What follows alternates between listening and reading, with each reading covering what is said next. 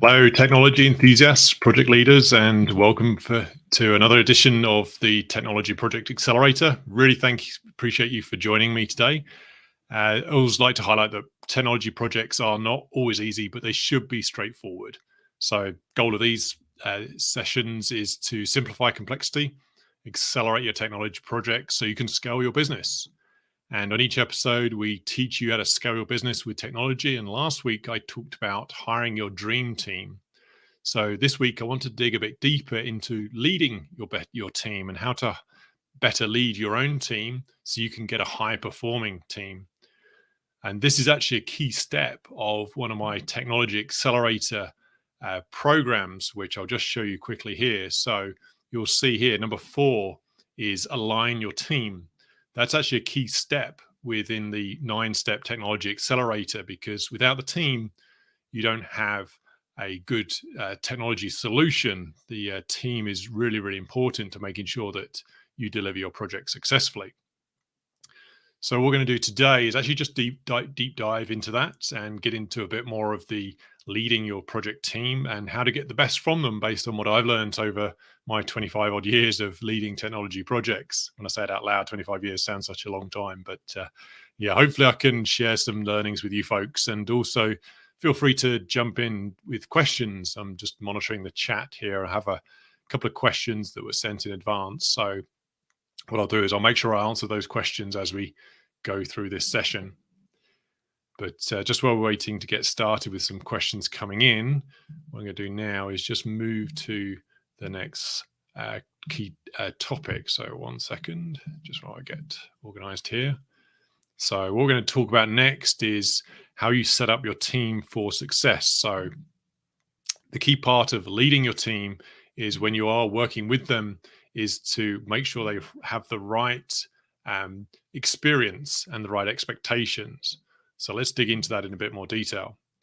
The first thing is around onboarding. I've seen this so many times when we're rushing through the hiring process, and then we bring in people and expect them to just go and deliver straight away. And there are some good people out there who will jump in and get stuff done very, very quickly. But there always needs to be this onboarding to set them up in the right way. And some of the key points around onboarding are, you're giving them how things work around here. This is the tone, the culture, who to speak to, who are the players that they need to interact with. So it's not about the technology project, although that's very important. It's more about how things get done in this company, this team, this environment. What is your new team member walking into? What are they picking up? What do they have to be aware of? So, for example, when I'm coming into new projects, either to accelerate them, pick them up, or rescue them, a number of questions I ask are around, okay, I need to meet each of the sponsors, the business stakeholders, the technology sponsors, the team, and I get feedback from every single one of them saying what's working, what's not working, what do we need to fix, so I can do my own understanding of how we get this project back on track and kicked off as quickly as possible. So this onboarding process, give your new team member some opportunity to ask questions, give them an overview of the project, the scope, the goals, the deadlines.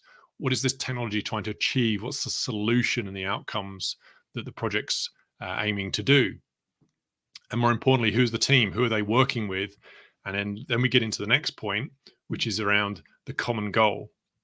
So when you're bringing someone on and making sure you lead your team, you want to make sure they have the very specific goal to work towards, not only for the new team member, but also the project as a whole. So this is very making sure you have a clarity around, what is the project success? What does success look like for not only the project, but also the team? Are they going to learn new skills coming out of this? Are they going to help the company be more efficient? Are they going to ultimately improve customer service or make a process easier to work with? It might be a back end upgrade like a firewall or some databases, but even those have some outcome, some either savings in time, which make it easier for someone to do their job, or even if it's just catching up on licenses, it ultimately makes it more supportable. So it saves less problems being called later on, which saves everyone time. So point number 2, that always be clear on exactly the goals that the project is working towards, to make sure that they're clear on what they're doing. And that then leads into their third point here, which is their defined roles and responsibilities in the team. And that's really important because not only are they coming in with their expectations, you need to show where they sit within the organization of the project team. So bringing in new technology integrator, here's your role around integrating the technologies together or developing the solution. Here's the test lead that you're going to interact with. Here's the business people you're going to interact with. Here are the business users. Here's the point contact there. And not only articulate their roles and responsibilities, but also articulate the roles of everyone else on the team as well. So again, they know where they're fitting in to your project team. So get part of building on so once they've gone through the onboarding, they know about the project, they know the goal, then what are they accountable for delivery? And that's when you define these roles in the team for everyone. Then point number 4 is then a platform for communication. So always want to give people different methods of raising concerns, questions. People communicate in different ways. Some people are very text-based, like to use emails and chat. Some people are very conversational. So what I always like to do is give people different opportunities to raise questions, get feedback. And that's a combination of one-on-one meetings, team town halls, status meetings, anonymous feedback surveys. And I do these regularly. This is not a one and done. Newsletters are another way as well. So it's a combination of push communications and also pull communications to get information and updates from the team.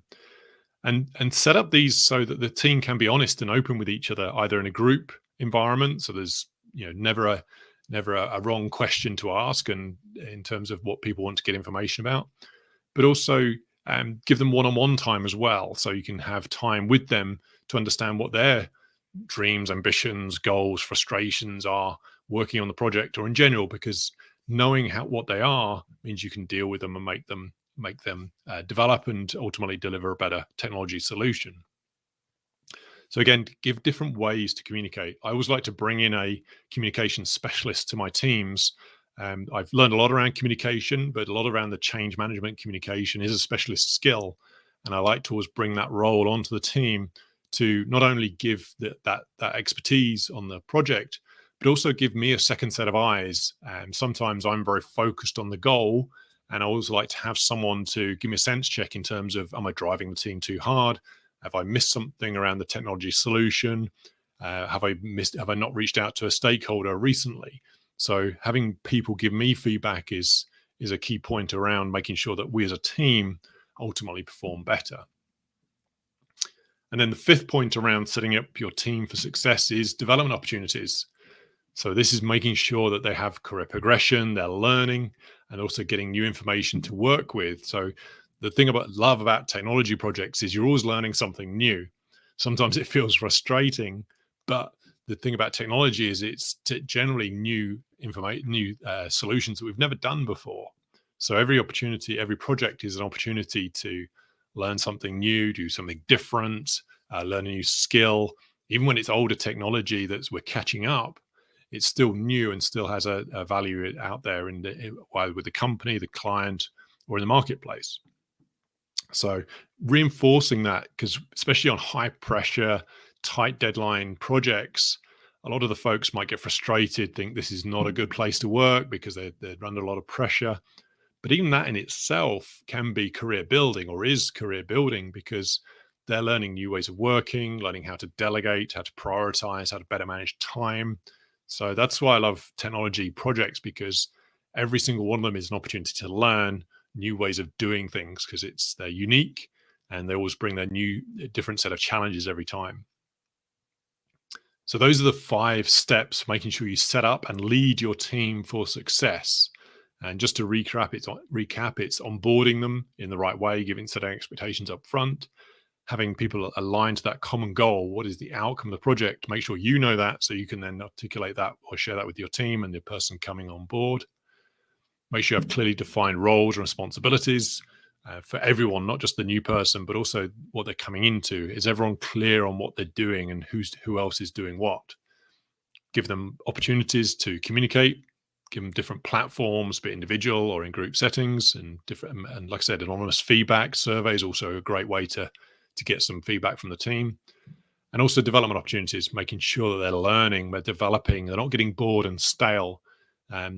Huge amount of opportunities in every technology project to give someone additional opportunities to develop with either team leading, team management, and also the technical skills as well, to helping them with different aspects of the technology project delivery.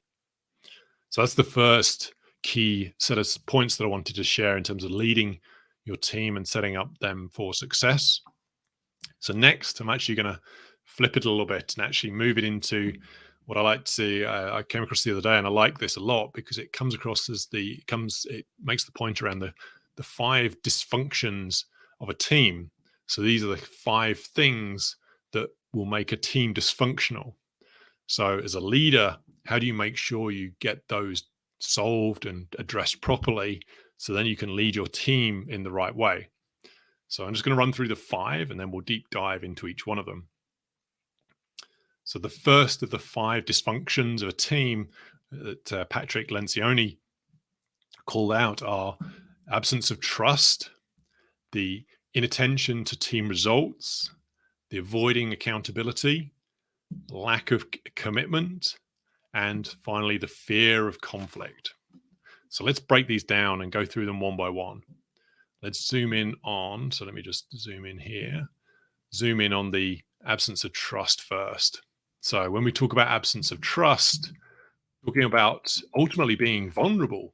You're asking your team to give you feedback, asking questions, but you want to build a sense of trust by creating an open and communicative environment where people can share their questions and ultimately get support and feedback from the team to move forward as a team. So trust is built up a number of ways. I have a course on the 5 steps of building out trust, and just to touch on a couple of those right now. The first one is asking questions. Don't assume that you know everything about that particular topic or aspect of the project. And even if you think you do, ask questions of others to get their input, because that shows that you're valuing other people's opinions. Giving opportunity for other people to talk around, giving them airspace. So when you have meetings or running meetings, make sure everyone has an opportunity to share their points of view and their questions. So if someone's not sharing their point of view, then just reach out to them and say, oh, hey, you didn't share in that meeting. Is there any way I can help you? And maybe they're just not comfortable in those types of meetings. So you can also get their points ahead of time and add them to the agenda. And that's another way for them to share their information with the team and share their points with the team. And then if also don't feel that you have to understand everything and reinforce this with your team. A lot around the technical projects is we think we have to be the experts. We have to know everything. And the truth of the matter is we're not. We're never going to know everything. So being unafraid to ask if you don't understand something, even if you're in a meeting in front of senior management or a business sponsor, is just pausing for a moment to say, okay, can I just clarify my understanding of this, or can we just rephrase that because I'm not quite clear on the what we're talking about here, or can you help me understand that by explaining it in a different way? So there are ways to say I don't know without actually saying I don't know, but the goal is still the same. You want to better understand what's going on, and don't walk out of the room not knowing, because at the end of the day, that's going to come back to bite you, because at some point you will need to know what they talked about, or there might have been some value you could have added, but because you didn't understand what that was, you didn't get the opportunity. So always having that trust by asking questions, giving feedback is absolutely key. So then let's move on to the number 2 here, the inattention to team results. So this is twofold, actually. First is not paying attention to the results, but the second thing is actually not having results to measure against. So let's cover the first one there. So in terms of not paying attention to results, this is ultimately holding people accountable. You will need to have your high-performing team deliver to an outcome or output that you've agreed to.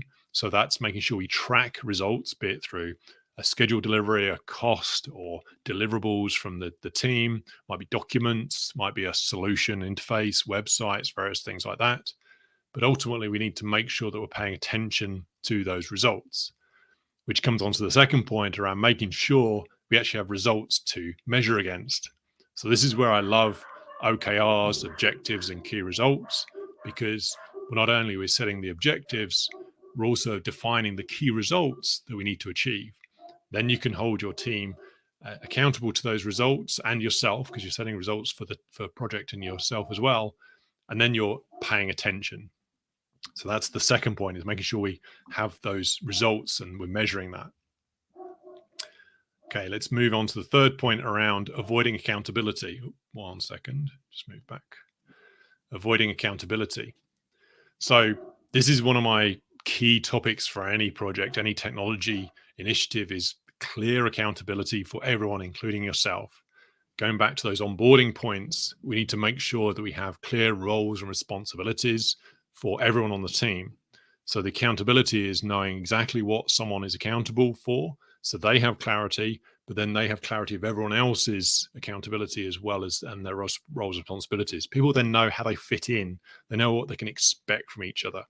And this is absolutely key, because not only do you know what to expect, you're then creating a sense of ownership. You're creating a sense of worth because they have accountability for doing something. Now, I know a lot of people are scared of accountability. I've had some people actually avoid accountability. But in reality, having accountability makes everyone's job better. And if you've created the other of the 5 points around creating a supportive environment, then having accountability is actually a good thing, because you can help them achieve that accountability. So they're not on, just remember to let the team know that they're not on their own with this accountability. And then let's move on to the fourth one, which is the commitment, or lack of commitment, as one of the 5 dysfunctions. So a lack of commitment is when we're not, we're just going along for the ride. We're just saying yes to everything. We're agreeing with group decisions. And this is when, if we're not truly bought into committing to the goal, then that'll come across as feigning that accountability, and it doesn't ultimately drive the project forward. You'll probably achieve the result, but not as nearly as well if you don't fully buy in. So the question is, what stops people buying in? And that's often a personal question which you need to ask of the team member, where they're not perhaps bought in. Is ask them, say, hey, I'm just noticing that you're not fully bought into this, or you might be missing something on the goals here, and what questions do you have on it? So again, going back to the asking questions, creating a platform or different platforms for communication, is asking them how they can get buy-in. Maybe they're just not interested in the project, but then there must be aspects of the projects that they are interested in. So it's, yes, there are some aspects of our jobs which aren't the most exciting. I always like to use the phrase of everyone has to unload the dishwasher, because there's certain things that we have to do in life which aren't the most exciting, but we just have to do them. So there's always aspects of unloading the dishwasher in our day-to-day work. But there's also aspects of the project which I'm pretty sure that someone will be interested in. So maybe they love the aspect of the new technology around the user interface, or maybe they like the testing, or maybe they like interacting with the business partners and the customers more. So again, it's just understanding what that is, and then giving them opportunity to actually work through or work in those tasks, and then they can get more commitment, more buy-in to the project. Okay, so then let's move on to the fifth point, which is the fear of conflict.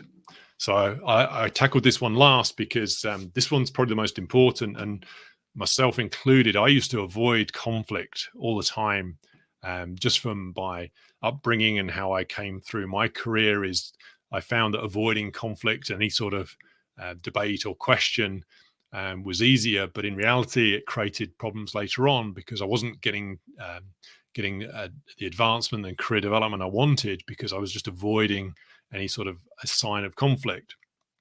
And this results in what we call artificial harmony. So we think everything's good because everyone's just agreeing and smiling nicely and politely. Well, in reality, there's some problems boiling below the surface, which can become big problems. So I've been on project teams and technology projects where there's perhaps some questions around some of the solution, or maybe one of the test team is disengaged, and then it starts to create questions on the project. They start questioning the deadlines. They start questioning the solution. starts to create rumblings of discomfort and misalignment throughout the project. So again, goes back to that, create an environment where constructive debate is encouraged. Get into those conversations, and the way to have constructive debate is to, again, ask questions. Don't dominate conversations. Don't let someone else dominate the conversations. Set some ground rules up front to say there's this question on how we're going to solve this problem, how we're going to work through this. So let's have a discussion on it. It might get fairly passionate even, but just know and reassure people that the passion and the some of the emotion behind it is not a bad thing, as long as it's moderated, as long as it's fair, and as long as we get to a constructive output, then this can be a good thing. And again, some people are going to be more up for this than others. Some people like the conflict, they like the butting heads, they like the argumentative discussions. You might need to have a word with them just to say, let's have this in a constructive way for the people we're working with, because not everyone appreciates that style. So again, you as a leader are making sure you moderate that and making sure you're giving everyone the right amount of space to talk. So that's the fifth of the Patrick Lencioni's points around how to avoid a dysfunctional team. So working through these are going to help you become a leader of that dream team. And I love this because this really neatly captures a lot of the experience I've had around leading technology projects and technology initiatives. And these are absolutely key, because what you realize is it's not about the technology, it's about the people, because without the people, you don't have a technology solution. So next, I actually want to boil it down a little bit more into, and just to wrap this all together, is how do we make this real with a one-on-one meeting? How do you have great one-on-one meetings with your teams? So this is where over the years I've experimented with different ways of running one-on-one meetings, and most of them, there are some fairly standard ways of doing them, but there are a couple of key questions, number 4 especially, which I'm going to share with you today, which are really the icing on the cake in terms of how to run a really good one-on-one meeting. And the sneak peek is it's not about you, it's about them. So we'll get to that on point number 4. So how do you run a great one-on-one meeting?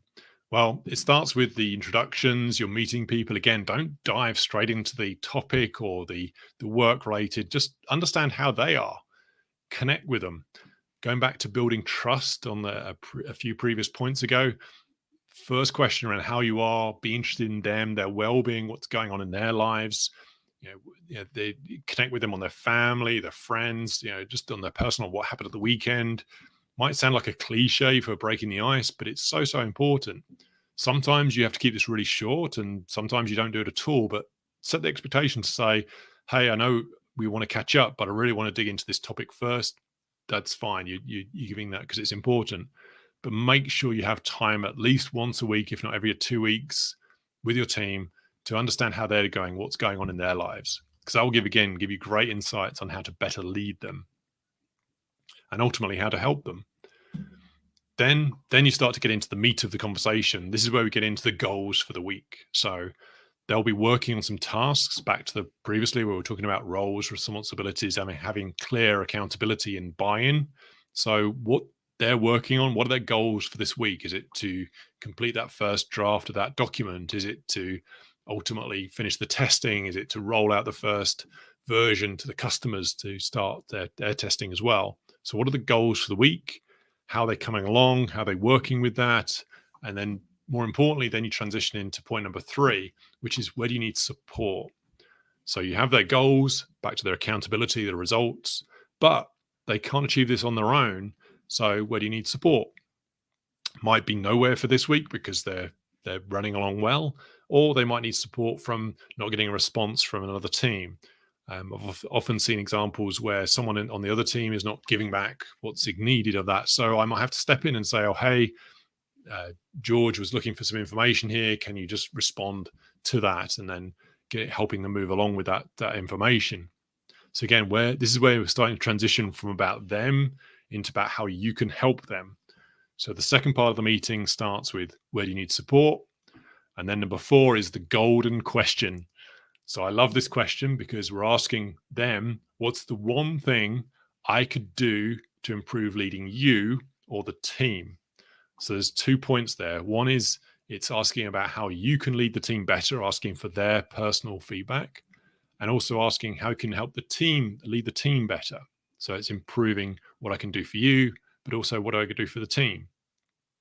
So I love this question because not only is it asking them their opinion of me and my leadership and how we can improve, but it also asks them in a non-confrontational way, because you're also saying, is there any way I can lead the team better? So if someone's uncomfortable or doesn't have any specific feedback for you directly, you're also opening the opportunity for them to give feedback around a meeting that was run with everyone in the room, where they observed something I did that perhaps didn't go well with someone else in the team. So not only are you getting information about how they can be led better, you're also getting information about how you can run the project better, because you're getting feedback from them directly in situations which you might not have seen because you're too in the moment, you're too much in leading the actual meeting itself. So again, I love that question. It's sometimes uncomfortable to ask, but again, going back to building trust, asking questions, and our own personal development, getting feedback and information from the team is always really, really important for helping lead your dream team and building that really cohesive group of individuals coming together for that common goal of delivering that technology solution. So that was the great one-on-one meetings, which summarizes the whole the dysfunctions of the team, and then how do we set up that team for success in the first place. So what I want to do now is just wrap up with that, and thank you again for making time for attending today.